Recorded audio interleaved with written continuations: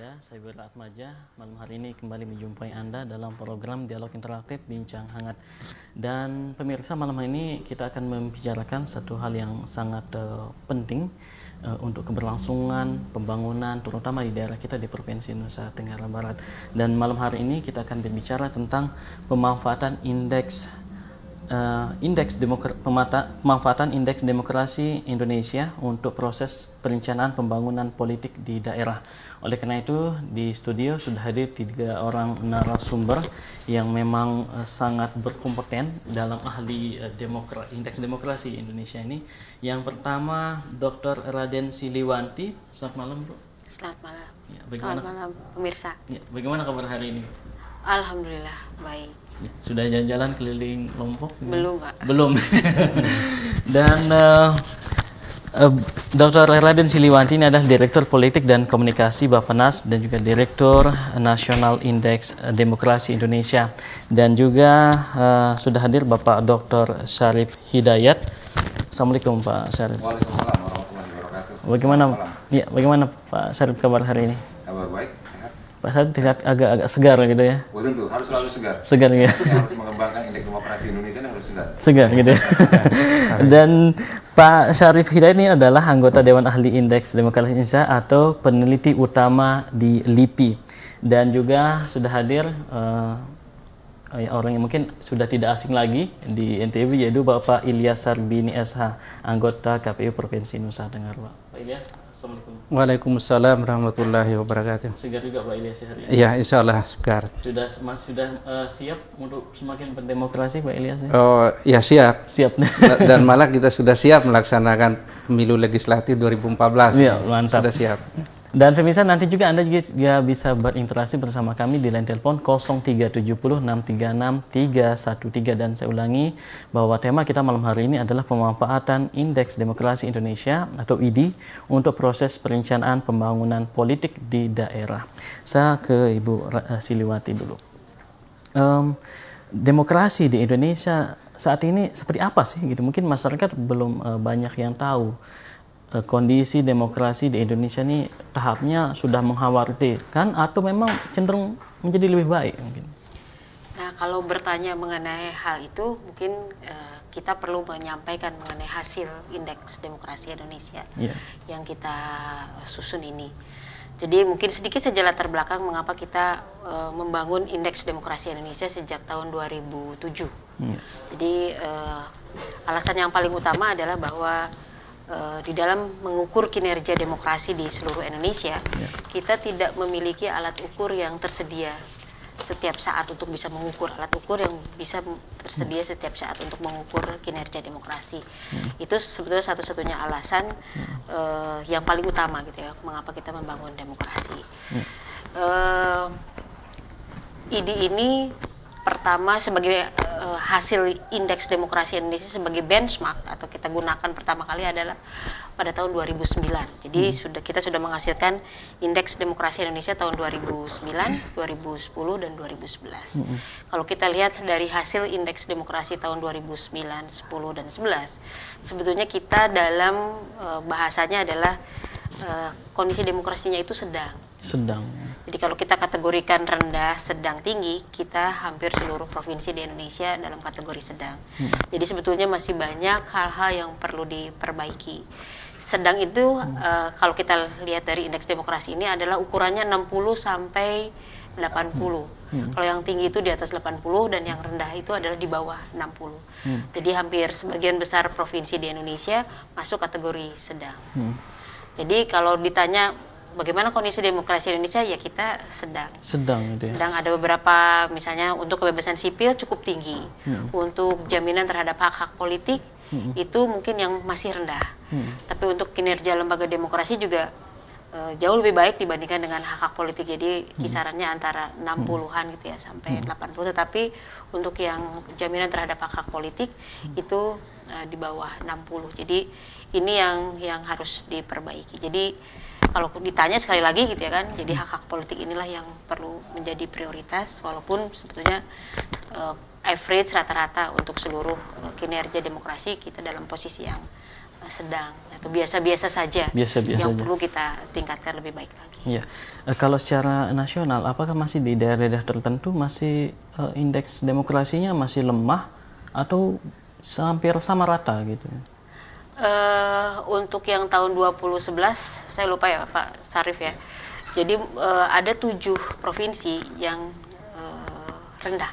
Rendah. Sisanya itu dalam sedang, dalam kategori sedang. Rendahnya itu seperti apa? Rendahnya itu ya di bawah 60 angkanya. Jadi ada persoalan di kebebasan sipil, ada persoalan di hak-hak politik, di kinerja lembaga demokrasi. Jadi bervariasi. Jadi tidak semuanya lemah di kebebasan sipil, tidak. Jadi seperti misalnya Nusa Tenggara Barat itu di kebebasan sipil mungkin agak lebih rendah dibandingkan dengan provinsi lain. Tapi hak-hak politik itu lebih tinggi dari beberapa provinsi lain. Kinerja lembaga demokrasi itu juga lebih tinggi dari beberapa provinsi lain. Jadi seperti itu, jadi bervariasi. Bervariasi gitu ya. Pak Syarif, demokrasi yang dianut sekarang ini apakah sudah masih dalam lingkaran Pancasila ataukah sudah apa namanya dari Barat atau asing sudah masuk impor, di impor gitu ya? Demokrasi lokal atau demokrasi impor? Iya betul. Ya, sebelum masuk ke itu pertanyaan yang Anda sampaikan tadi, sedikit saya elaborasi pertanyaan yang awal tadi. Kita kondisi demokrasi kita seperti apa sih saat ini gitu ya? Kalau kita mengikuti statement dari Wapres hari ini di Kompas, ya Pak Wapres mengatakan bahwa setelah kita memasuki masa transisi di tahun 98 dan selama 10 tahun terakhir kita bertransisi. Nah sekarang Pak Wapres mendefinisikan kita masuk ke fase yang disebut dengan fase demokrasi konsolidasi. Jadi dari transisi menuju konsolidasi. Dan dalam kondisi konsolidasi itu maka salah satu cara atau prasyaratnya adalah harus memperkuat struktur kelembagaan demokrasi yang ada. Nah ini saya tekankan apa? Kalau mengikuti apa yang dikemukakan oleh Pak Wapres, itu berarti memang kita sudah masuk ke fase apa yang disebut dengan menuju ke konsolidasi. Ya, walaupun konsolidasi itu kan masa antara transisi untuk masuk ke substantif demokrasi. Nah, walaupun potongan ke arah transisinya masih lebih besar daripada potongan bagian yang ke substantif demokrasi. Nah, apa yang ingin saya tekankan bahwa untuk mendorong proses transisi, proses kemudian konsolidasi ini lebih cepat menuju ke substantif demokrasi, ya tentunya tidak bisa diserahkan berproses secara alami, tetapi harus ada upaya-upaya yang harus dilakukan secara konkret, secara real, tidak cukup hanya berdiskusi dan berwacana, tetapi harus konkret dalam bentuk program aksi kegiatan. Kalau Pak Wapres tadi mengatakan perlu ada penguatan kelembagaan demokrasi, indeks demokrasi kita menunjukkan juga sama. Bahwa diantaranya selama 15 tahun kita bereformasi, prestasi yang telah kita capai itu berkembangnya dengan pesat kebebasan sipil. Tetapi kemudian kebebasan sipil ini cenderung diekspresikan dengan cara-cara yang cenderung kekerasan, dalam bentuk mungkin demo kekerasan, pemblokiran, pembakaran, pemukulan. Itu antara lain disebabkan karena lembaga demokrasi yang harusnya menyalurkan dan menampung aspirasi masyarakat dalam bentuk kebebasan sipil yang berkembang begitu pesat selama 15 tahun ini belum bekerja secara maksimal. Akhirnya apa? Gairah partisipasi, gairah kebebasan sipil meningkat begitu pesat, sementara lembaga yang harus menyalurkan gairah partisipasi ini dan yang harus menampungnya serta menindaklanjutinya tidak berfungsi secara maksimal. Akhirnya gairah partisipasi ini pecah di jalan. Nah itulah yang kita sebut dengan demo kekerasan, pemukulan dan lain sebagainya. Di dalam banyak hal tidak sepenuhnya juga kita bisa salahkan kepada mereka yang berdemo. Tetapi persoalannya juga terletak pada saluran dan lembaga yang harusnya menampung serta menindaklanjutinya belum berfungsi secara maksimal. Nah inilah target yang harus kita dorong agar proses transisi ini dan proses selanjutnya, proses konsolidasi itu berjalan secara maksimal. Nah untuk itu, untuk bisa melakukan itu perlu ada program aksi.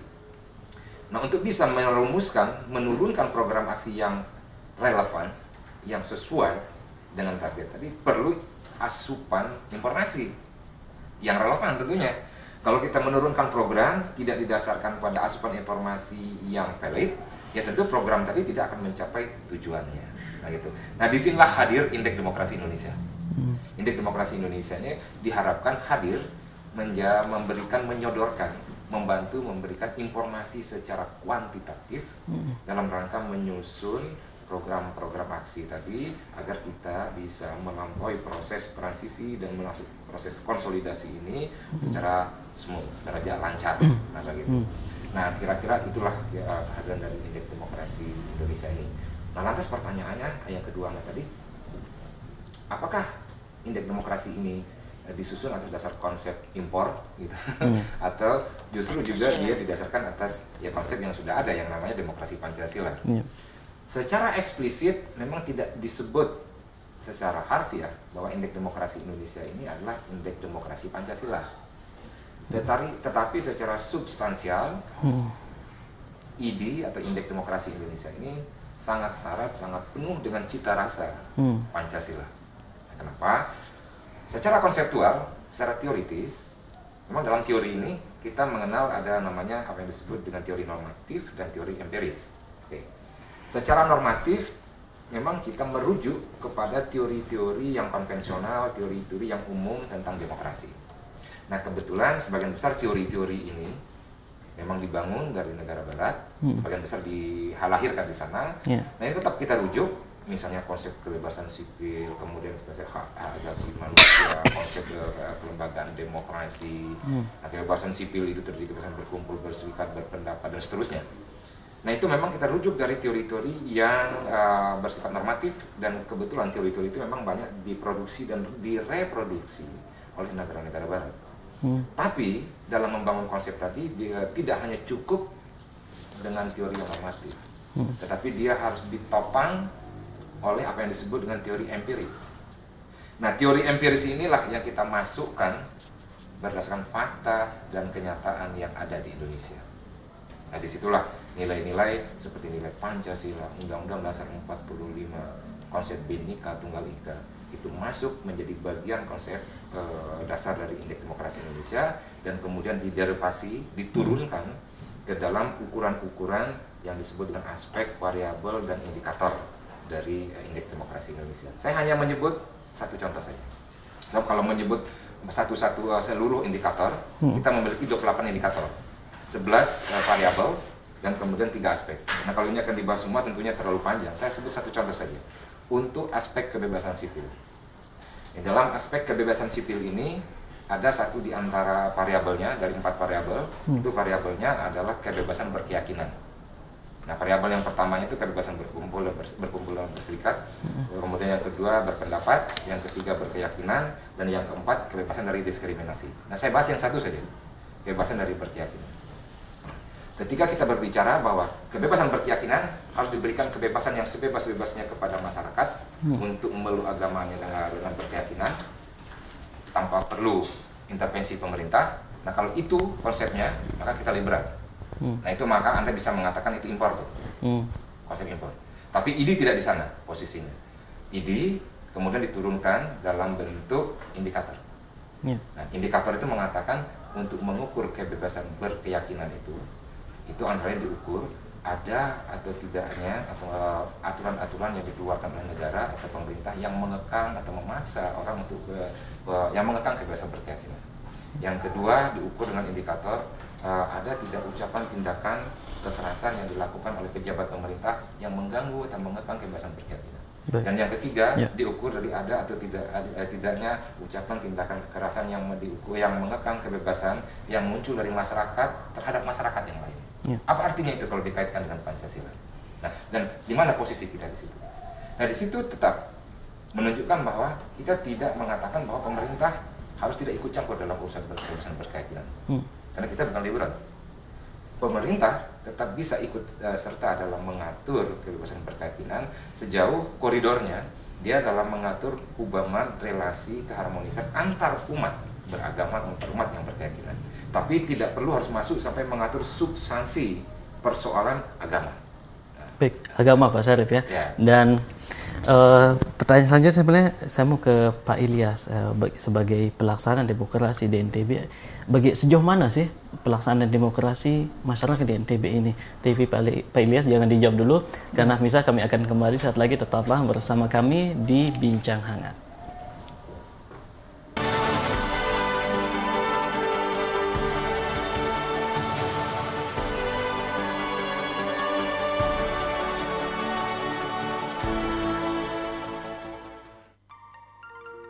Selamat datang di dunia warna MQ. Warna adalah karakter, inspirasi, ekspresi, lambang dan harapan. Inovasi warna MQ cat kayu dan besi yang penuh inspirasi. Semangat dan keberanian warna merah cabai adalah inspirasi gairah kebahagiaan dan kegembiraan. Sesuai dengan kepribadian Anda. MQ merubah yang biasa menjadi luar biasa. Mule londong kereng cap lontar ni mule kuah. Bau tekanu begio. Apa pada pegajo handa? Kereng cap lontar. Lah, buah paling bagus no. No sekarang kereng cap lontar. Yang beli kereng cap lontar. Okay. Pilihan luwe kualitasnya bagus. Warni napi de boyak pasiara. Kereng cap lontar. Tetu kuat. Kanje berkualitas. Cukup dengan membayar tagihan rekening listrik, telepon rumah, FIF, Mufainan di SOPP Dalam peringkat, Pak. Dapatkan voucher pulsa gratis tanpa diundi. Syarat dan ketentuan berlaku. SOPP Bravo juga menerima pembayaran rekening kolektif dengan bagi hasil yang menguntungkan hingga 50%. Dapatkan juga pulsa listrik prabayar di tempat yang sama. SOPP Bravo terbaik dalam memberikan pelayanan.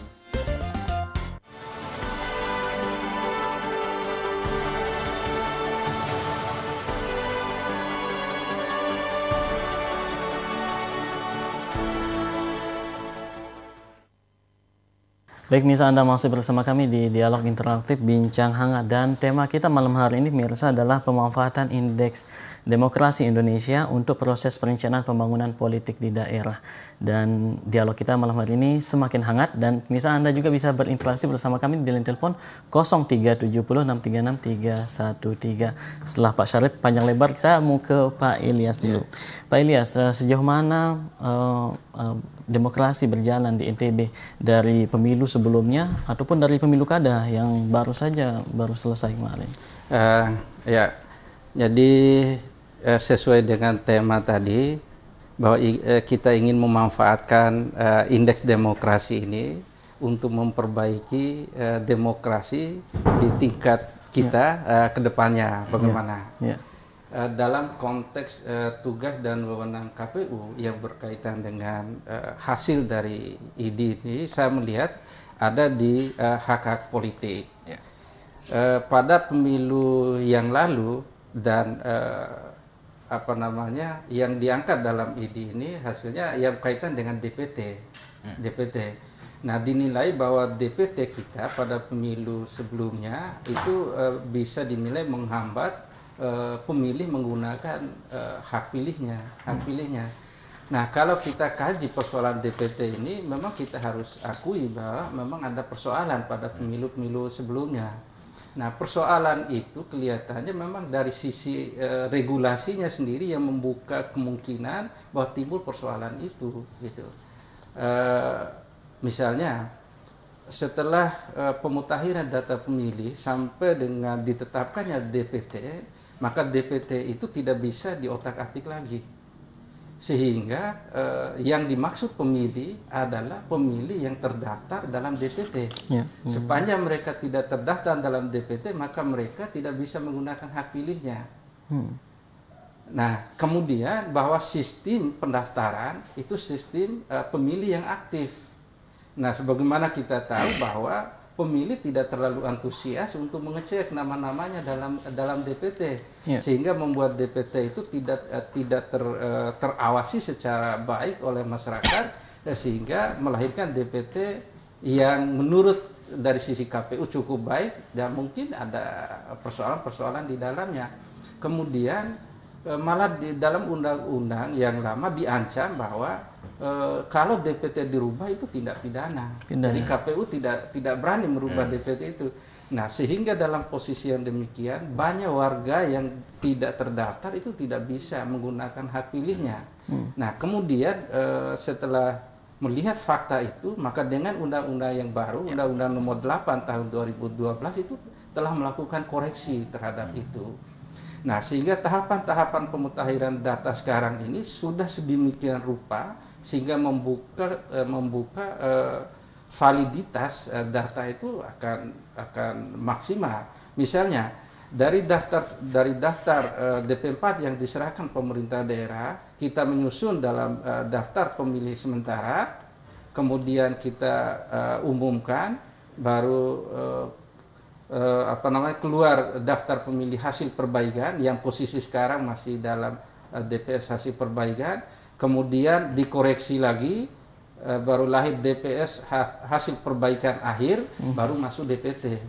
Nah, setelah DPT pun ini tidak tertutup mati bahwa pemilih itu sudah tertutup, masih terbuka lagi ruang namanya daftar pemilih tambahan. Jadi mereka yang sudah terdaftar dalam DPT dapat menggunakan haknya di tempat lain. Dan ini didaftar. Kemudian kemungkinan lagi masih ada warga pemilih yang tidak terdaftar dalam DPT. Maka undang-undang ini memberi ruang lagi daftar pemilih khusus. Nah, kalaupun tidak terdaftar dalam daftar pemilih khusus, dibuka lagi ruang oleh putusan Mahkamah Konstitusi dengan menggunakan KTP dan KK. Nah, sehingga kita berkeyakinan bahwa pemilu 2014 bahwa hambatan-hambatan bagi pemilih dalam menggunakan hak pilih itu bisa kita minimalisir. Mudah-mudahan dari indeks dari aspek hak politik dengan variabel pengguna hak pilih ini bisa lebih meningkat pada pemilu yang akan. Kalau dari antusias masyarakat NTB dalam pemilu kada contohnya, apakah cenderung baik atau seperti? Iya. Kalau kita lihat dari pemilu ke pemilu, memang angka partisipasi kita agak turun, walaupun masih di atas rata-rata nasional. Misalnya pada Pilgub tahun 2008, angka partisipasi kita 74,62%. Kemudian pada pemilu legislatif 2009 itu 75,09%, ada naik. Kemudian Pilpres itu 75,70%. Tapi ketika Pilgub 2013 itu turun 70,75%. Jadi ada penurunan walaupun masih di atas rata-rata. Nah, dari hasil evaluasi kita kemarin memang ada persoalan juga kenapa angka partisipasi juga ini ada turun. Misalnya ketika dalam undang-undang kependudukan bahwa tidak jelas status TKI. Dalam daftar pemilih itu nama TKI itu masih muncul karena tidak bisa kita langsung coret, karena dalam undang-undang kependudukan tidak bisa dihilangkan. Nah, kemudian banyak orang yang pindah, misalnya kan pada saat itu tamatan SMA sedang selesai ujian, mereka keluar, ini tidak melapor dan tidak mengambil surat keterangan pindah, sehingga mereka tidak menggunakan hak pilih. Di samping pada bulan 5 itu pada musim panen. Jadi itu bagian dari hal-hal yang berpengaruh, walaupun pengaruh itu saya pikir tidak signifikan. Tetapi apapun faktanya, bahwa ini adalah sebuah fakta yang harus dikoreksi oleh penyelenggara pemilu ke depannya. Seumpama dengan memberikan pendidikan politik dengan melakukan sosialisasi yang maksimal, saya pikir. Ya, baik.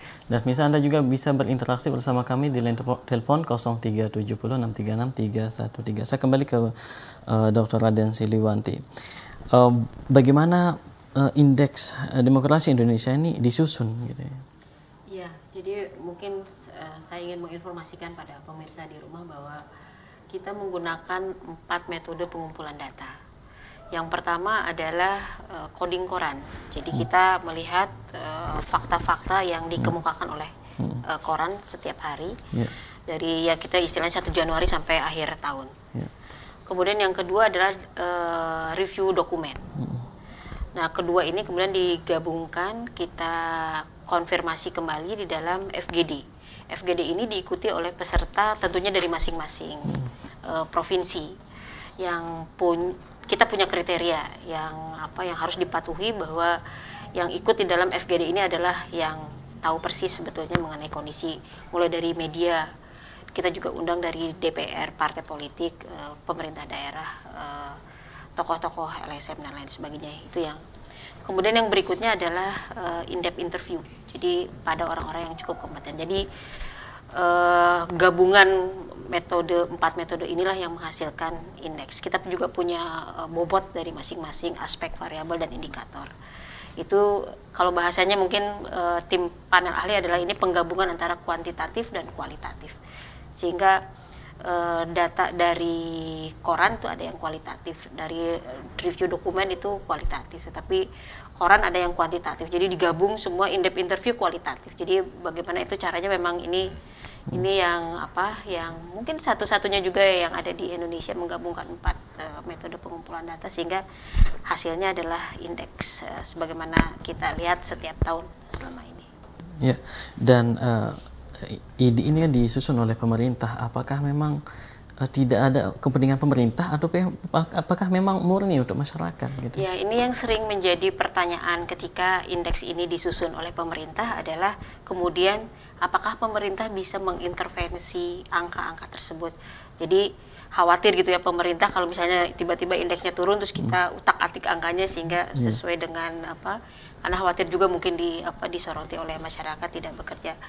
Jadi kita punya mekanisme khusus, ya ini sebetulnya mekanisme yang kita kembangkan. Jadi misalnya pengumpulan data di lapangan itu setelah dikumpulkan itu langsung dibawa ke tingkat pusat. Jadi kita hanya tim panel ahli yang akan menjaga itu, walaupun kami nih pemerintah Bappenas gitu ya kan, ada BPS, kemudian ada kantor Menko Polhukam, Kementerian Dalam Negeri itu yang menjaga agar tidak diintervensi angka-angkanya tersebut. Kayaknya Pak Syarif cukup ini gitu ya, kalau saya mengintervensi misalnya Bappenas, Pak Syarif tolong naikkan asal provinsi saya misalnya Jawa Barat gitu ya kan, supaya indeksnya jangan kelihatan turun, jadi agak sedang-sedang lah gitu ya kan. Pak Syarif pasti akan nolak. Jadi makanya kita punya kredibilitas tim panel ahli yang kalau menurut saya sih cukup kredibel, dan juga kita informasikan ini ke dunia internasional sehingga kita memang menempatkan juga UNDP, dia juga memonitor apa yang kita lakukan sehingga memang ini tidak ada intervensi, dan ya kita berusaha ini agar memang hasilnya benar-benar original, jadi tidak ada intervensi apapun dari terutama dari pemerintah. Karena kita yang memprakarsai, kemudian kita ya mudah-mudahan akan selamanya seperti itu. Dan sejauh ini hasil yang terlihat seperti apa mungkin? Hasil apa maksudnya? Hasil dari indeks untuk masyarakat ini, untuk masyarakat ini. Misalnya untuk NTB tadi Pak Syarif mengatakan bahwa ada persoalan di kebebasan sipil, terutama kebebasan berkeyakinan. Jadi kita punya Pokja di masing-masing provinsi termasuk di NTB ini. Nah ini Pokja inilah yang harus aktif untuk mendiskusikan hasil indeks demokrasi Indonesia. Misalnya rendah di kebebasan berkeyakinan. Jadi apa yang harus dilakukan untuk misalnya merespon pada persoalan Ahmadiyah lah ya. Jadi apa yang harus dilakukan? Jadi itu harus ada dialog, ada FGD yang dari berbagai stakeholder terkait yang mendiskusikan mengenai ini untuk melihat sebetulnya akar persoalannya apa, sehingga nanti disusunlah program atau kebijakan apa yang akan dilakukan. Tentu pengambil keputusan adalah tetap di pemerintah daerah, tetapi input-input inilah sebetulnya yang kita peroleh melalui Pokja ini. Jadi sangat penting sekali adanya ID, ada Pokja. Kemudian juga kita prosesnya partisipatif sehingga nanti inputnya pun akan lengkap dari berbagai stakeholder, sehingga nanti keputusannya dari pemerintah ya, kalau banyak input kan mungkin dipertimbangkan dengan matang sehingga nanti hasilnya adalah jauh lebih baik. Itu satu saja. Jadi ada beberapa hal lain yang sudah tinggi, misalnya kebebasan apa yang di sini yang cukup baik itu misalnya di kebebasan dari diskriminasi. Jadi hampir di NTB ini tidak ada diskriminasi. Jadi kebebasan dari diskriminasi terhadap etnis. Seperti apa diskriminasi yang seperti apa? Jadi, seperti terhadap gender gitu ya, perempuan gitu. Jadi mungkin sedikit saja ada, karena ini ya kalau kita lihat ini baik sekali ya di sini ya, angkanya mencapai 96. Jadi ini yang harus dipertahankan. untuk kelompok disabilitas dan lain sebagainya. Jadi tadi kalau Bapak di samping DPT tadi sebetulnya yang harus diperbaiki adalah fasilitasi untuk kelompok penyandang cacat. Itu hasil indeks kita menangkap bahwa ada persoalan juga di fasilitasi untuk kelompok penyandang cacat. Nanti kalau NTB bagus sekali gitu ya, fasilitasi dalam pemilu nanti 2014 untuk penyandang cacat itu juga akan menaikkan angka indeks demokrasi khususnya di NTB plus tadi mengenai tingkat partisipasi politik dan juga jumlah persentase anggota DPR di